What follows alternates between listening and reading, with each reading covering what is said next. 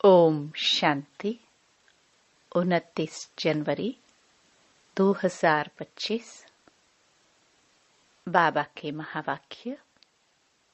मीठे बच्चे, तुम्हें अपने योग बल से ही विकर्म विनाश कर पावन दुनिया बनानी है। यही तुम्हारी सेवा है। प्रश्न: देवी देवता धर्म की कौन सी विशेषता गाई हुई है? उत्तर: देवी देवता धर्म ही बहुत सुख देने वाला है। वहां दुख का नाम निशान नहीं। तुम बच्चे 3 हिस्सा सुख पाते हो। अगर आधा सुख आधा दुख हो तो मजा ही न आए। ओम शांति। भगवानुवाच। भगवान ने ही समझाया है कि कोई मनुष्य को भगवान नहीं कहा जा सकता। देवताओं को भी भगवान नहीं कहा जाता। भगवान तो निराकार है। उनका कोई भी साकारी व आकारी रूप नहीं है। सूक्ष्म वतन वासियों का भी सूक्ष्म आकार है, इसलिए उसको कहा जाता है सूक्ष्म वतन। यहाँ साकारी मनुष्य तन है, इसलिए इसको स्थूल वतन कहा जाता है। सूक्ष्म वतन में यह स्थूल 5 तत्वों का शरीर होता नहीं। यह 5 तत्वों का मनुष्य शरीर बना हुआ है। इनको कहते हैं मिट्टी का पुतला। सूक्ष्म वतन वासियों को मिट्टी का पुतला नहीं कहेंगे। डेटी देवता धर्म वाले भी है मनुष्य, परंतु उनको कहेंगे दैवी गुण वाले मनुष्य। यह दैवी गुण प्राप्त किए हैं शिव बाबा से। दैवी गुण वाले मनुष्य और आसुरी गुण वाले मनुष्यों में कितना फर्क है। मनुष्य ही शिवालय व वेश्यालय में रहने लायक बनते हैं। सत्युग को कहा जाता है शिवालय। सतयुग यहाँ ही होता है। कोई मूल वतन व सूक्ष्म वतन में नहीं होता है। तुम बच्चे जानते हो वह शिव बाबा का स्थापन किया हुआ शिवालय है। कब स्थापन किया? संगम पर। यह पुरुषोत्तम युग है। अभी यह दुनिया है पतित तमो प्रधान। इसको सतो प्रधान नई दुनिया नहीं कहेंगे। नई दुनिया को सतो प्रधान कहा जाता है। वही फिर जब पुरानी बनती है तो उसको तमो प्रधान कहा जाता है। फिर सतो प्रधान कैसे बनती है? तुम बच्चों के योग बल से। योग बल से ही तुम्हारे विकर्म विनाश होते हैं और तुम पवित्र बन जाते हो। पवित्रता के लिए तो फिर जरूर पवित्र दुनिया चाहिए। नई दुनिया को पवित्र, पुरानी दुनिया को अपवित्र कहा जाता है। पवित्र दुनिया बाप स्थापन करते हैं। पतित दुनिया रावण स्थापन करते हैं। यह बातें कोई मनुष्य नहीं जानते। यह 5 विकार न हो तो मनुष्य दुखी होकर बाप को क्यों याद करे? बाप कहते हैं मैं हूँ ही दुख हरता सुख करता। रावण का 5 विकारों का पुतला बना दिया है, 10 शीश का। उस रावण को दुश्मन समझकर जलाते हैं। सो भी ऐसे नहीं कि द्वापर आदि से ही जलाना शुरू करते हैं। नहीं, जब तमो प्रधान बनते हैं तब कोई मतांतर वाले बैठ यह नई बातें निकालते हैं। जब कोई बहुत दुख देते हैं तब उनका एफिजी पुतला बनाते हैं। तो यहाँ भी मनुष्यों को जब बहुत दुख मिलता है तब यह रावण का बोत बनाकर जलाते हैं। तुम बच्चों को 3 हिस्सा सुख रहता है। अगर आधा दुख हो तो वह मजा ही क्या रहा। बाप कहते हैं तुम्हारा यह देवी देवता धर्म बहुत सुख देने वाला है। सृष्टि तो अनादि बनी हुई है। यह कोई पूछ नहीं सकता कि सृष्टि क्यों बनी, फिर कब पूरी होगी। यह चक्र फिरता ही रहता है। शास्त्रों में कल्प की आयु लाखों वर्ष लगा दी है। जरूर संगम युग भी होगा जबकि सृष्टि बदलेगी। अभी जैसे तुम फील करते हो ऐसे और कोई समझते नहीं। इतना भी नहीं समझते। बचपन में राधे कृष्ण नाम है, फिर स्वयंवर होता है। दोनों अलग अलग राजधानी के हैं, फिर उनका स्वयंवर होता है तो लक्ष्मी नारायण बनते हैं। ये सब बातें बाप समझाते हैं। बाप ही नॉलेजफुल है, ऐसे नहीं कि वह जानी जाननहार है। अब तुम बच्चे समझते हो, बाप तो आकर नॉलेज देते हैं। नॉलेज पाठशाला में मिलती है। पाठशाला में एम ऑब्जेक्ट तो जरूर होनी चाहिए। अभी तुम पढ़ रहे हो, चीची दुनिया में राज्य नहीं कर सकते। राज्य करेंगे गुलगुल दुनिया में। राजयोग कोई सतयुग में थोड़े सिखाएंगे। संगम युग पर ही बाप राजयोग सिखलाते हैं। यह बेहद की बात है। बाप कब आते हैं किसको भी पता नहीं। घोर अंधियारे में है। ज्ञान सूर्य नाम से जापान में वो लोग अपने को सूर्यवंशी कहलाते हैं। वास्तव में सूर्यवंशी तो देवताएं ठहरे। सूर्यवंशियों का राज्य सतयुग में ही था। गाया भी जाता है ज्ञान सूर्य प्रगटा। तो भक्ति मार्ग का अंधियारा विनाश। नई दुनिया सो पुरानी, पुरानी दुनिया सो फिर नई होती है।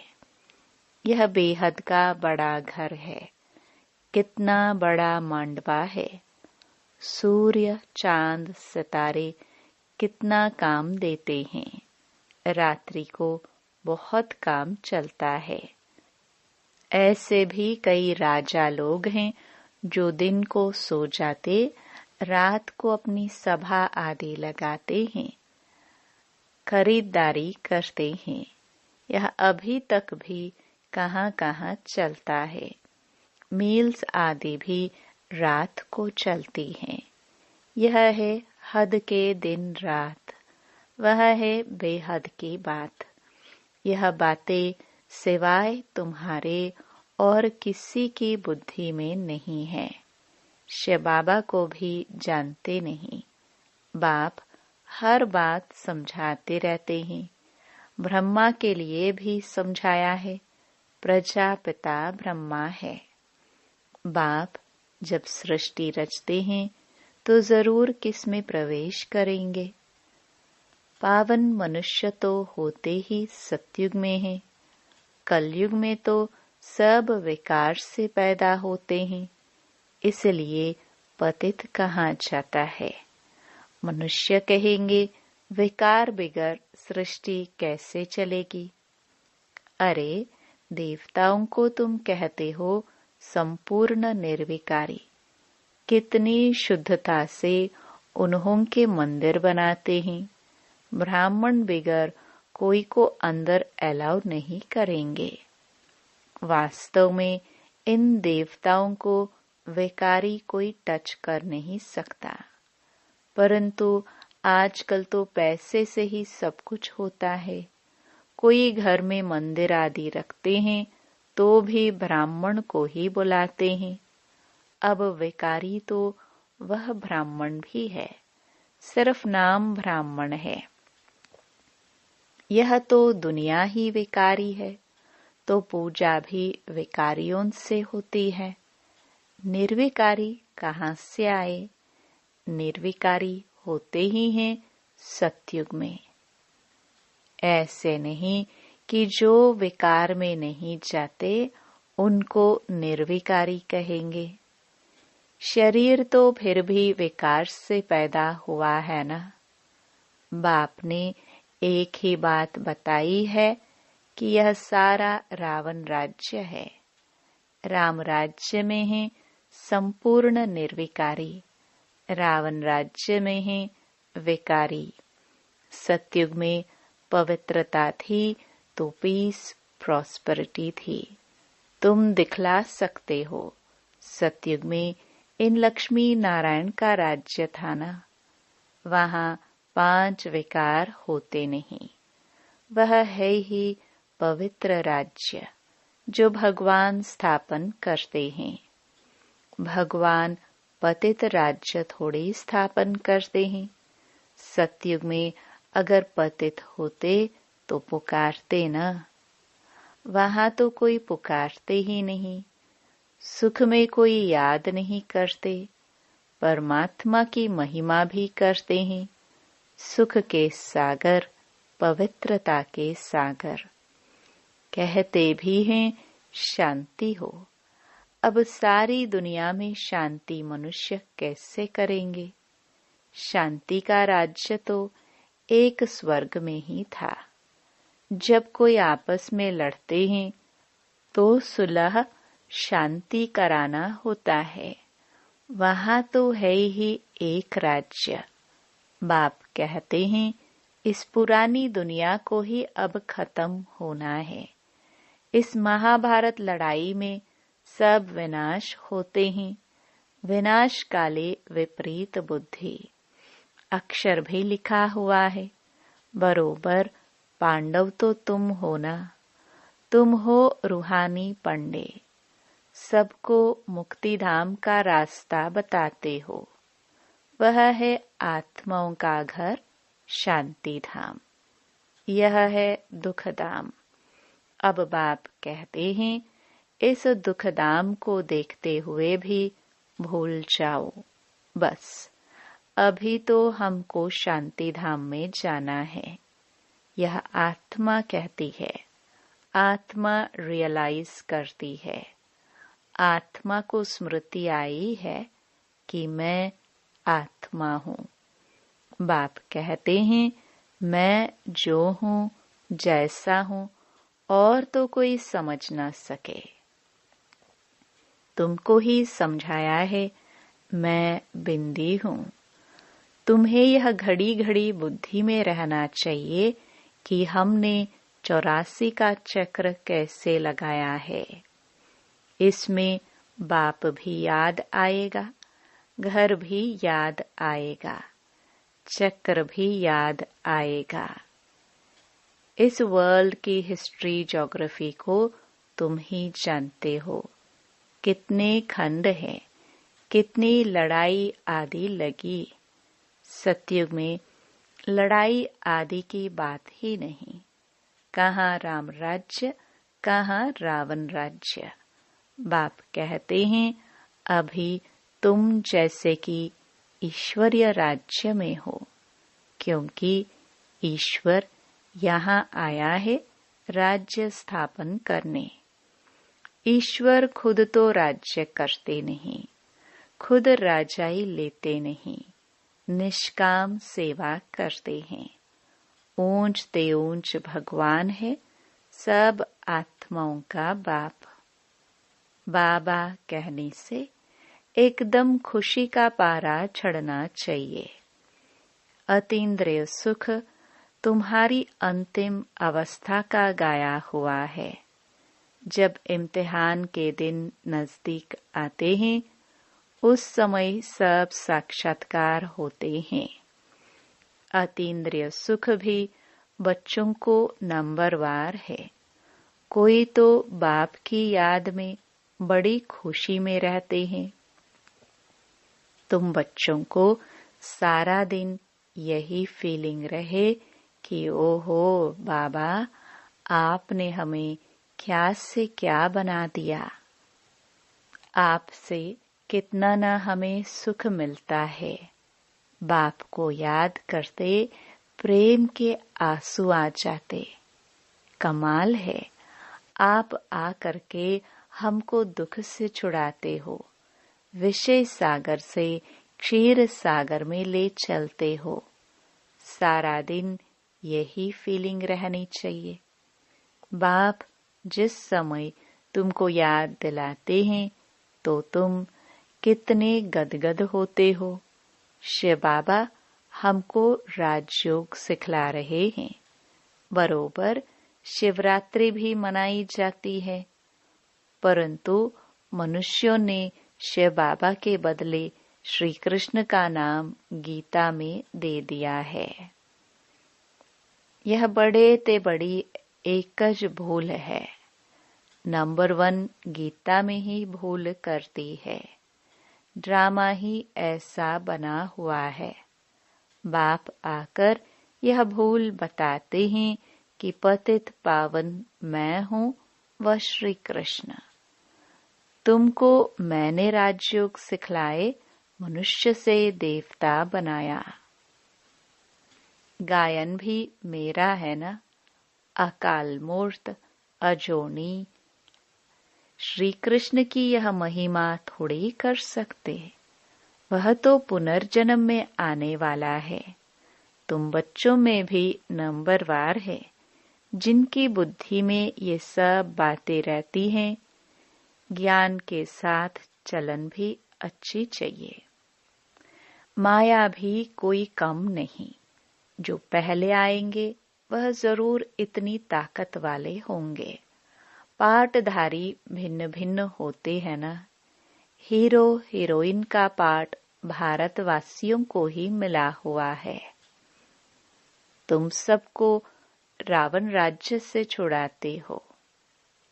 श्रीमत पर तुमको कितना बल मिलता है। माया भी बड़ी दुष्टुर है, चलते चलते धोखा दे देती है। बाबा प्यार का सागर है, तो तुम बच्चों को भी बाप समान प्यार का सागर बनना है। कभी कड़वा नहीं बोलो। किसको दुख देंगे तो दुखी होकर मरेंगे। यह आदतें सब मिटानी चाहिए। गंदे ते गंदी आदत है विषय सागर में गोते खाना। बाप भी कहते हैं काम महाशत्रु है। कितनी बच्चियां मार खाती है। कोई कोई तो बच्ची को कह देंगे भल पवित्र बनो। अरे पहले खुद तो पवित्र बनो। बच्ची दे दी खर्चे आदि के बोझ से और ही छूटा, क्योंकि समझते ही पता नहीं इनका तकदीर में क्या है। घर भी कोई सुखी मिले या ना मिले। आजकल खर्चा भी बहुत लगता है। गरीब लोग तो झट दे देते हैं, कोई को फिर मोह रहता है। आगे एक भिलिनी आती थी, उनको ज्ञान में आने नहीं दिया क्योंकि जादू का डर था। भगवान को जादूगर भी कहते हैं। रहमदिल भी भगवान को ही कहेंगे, श्री कृष्ण को थोड़ी कहेंगे। रहमदिल वह जो बेरहमी से छुड़ाए। बेरहमी है रावण। पहले पहले है ज्ञान, ज्ञान भक्ति फिर वैराग्य। ऐसे नहीं कि भक्ति ज्ञान फिर वैराग्य कहेंगे। ज्ञान का वैराग्य थोड़ी कह सकते। भक्ति का वैराग्य करना होता है।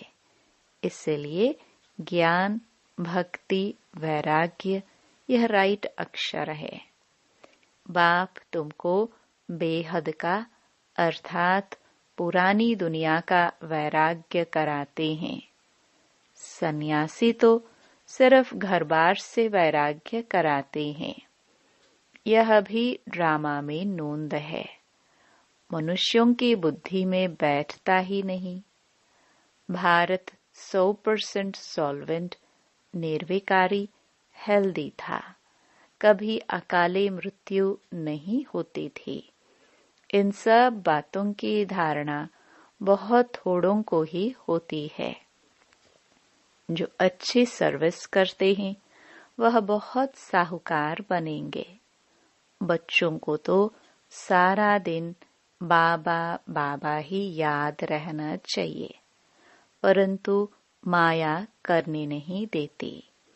बाप कहते हैं सतो प्रधान बनना है तो चलते फिरते खाते मुझे याद करो। मैं तुमको विश्व का मालिक बनाता हूँ। तुम याद नहीं करेंगे। बहुतों को माया के तूफान बहुत आते हैं। बाप समझाते हैं यह तो होगा, ड्रामा में नोंद है। स्वर्ग की स्थापना तो होनी ही है। सदैव नई दुनिया तो रह नहीं सकती। चक्कर फिरेगा तो नीचे जरूर उतरेंगे। हर चीज नई से पुरानी जरूर होती है। इस समय माया ने सबको अप्रैल फूल बनाया है। बाप आकर गुलगुल बनाते हैं। अच्छा, मीठे मीठे सिखिलदे बच्चों प्रति माता पिता बाप दादा का याद प्यार और गुड मॉर्निंग। रूहानी बाप की रूहानी बच्चों को नमस्ते। धारणा के लिए मुख्य सार। पहला, बाप समान प्यार का सागर बनना है। कभी किसी को दुख नहीं देना है। कड़वे बोल नहीं बोलने हैं। गंदी आदतें मिटा देनी है। दूसरा, बाबा से मीठी मीठी बातें करते इसी फीलिंग में रहना है कि ओहो बाबा, आपने हमें क्या से क्या बना दिया। आपने हमें कितना सुख दिया है। बाबा, आप क्षीर सागर में ले चलते हो। सारा दिन बाबा बाबा याद रहे। वरदान, सर्व संबंध और सर्व गुणों की अनुभूति में संपन्न बनने वाले संपूर्ण मूर्त भव। संगम युग पर विशेष सर्व प्राप्तियों में स्वयं को संपन्न बनाना है। इसलिए सर्व खजाने, सर्व संबंध, सर्व गुण और कर्तव्य को सामने रख चेक करो कि सर्व बातों में अनुभवी बने हैं। यदि किसी भी बात के अनुभव की कमी है तो उसमें स्वयं को संपन्न बनाओ। एक भी संबंध व गुण की कमी है तो संपूर्ण स्टेज व संपूर्ण मूर्त नहीं कहला सकते। इसलिए बाप के गुणों व अपने आदि स्वरूप के गुणों का अनुभव करो, तब संपूर्ण मूर्त बनेंगे।